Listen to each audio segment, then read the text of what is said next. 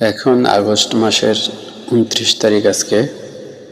এই মুহূর্তে আমাদের নোয়াখালীতে কোথাও আম পাওয়া যায় না গাছে। তো বাজারে দু একটা জাত আছে যেগুলোর অতটা মিষ্টতা নেই, তবে বর্তমানে একটা থাই কাটিমন জাতের একটা আম পাওয়া যায় মার্কেটে, যেটা ১৮০ থেকে ২০০ টাকা দাম।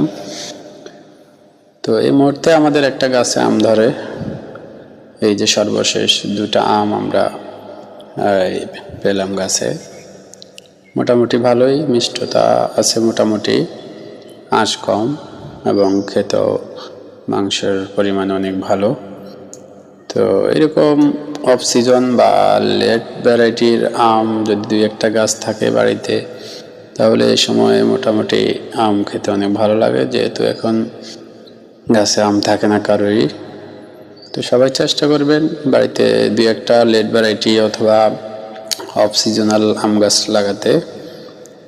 ভালো থাকবেন সবাই, ধন্যবাদ সবাইকে, আল্লাহ হাফেজ।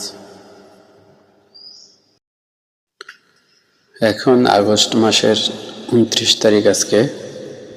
এই মুহূর্তে আমাদের নোয়াখালীতে কোথাও আম পাওয়া যায় না গাছে।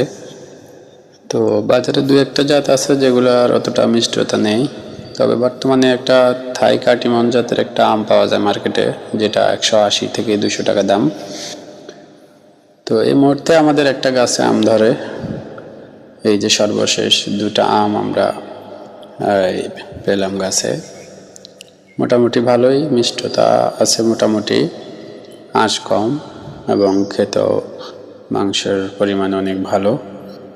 তো এরকম অফ সিজন বা লেট ভ্যারাইটির আম যদি দুই একটা গাছ থাকে বাড়িতে, তাহলে এই সময় মোটামুটি আম খেতে অনেক ভালো লাগে, যেহেতু এখন গাছে আম থাকে না কারোরই।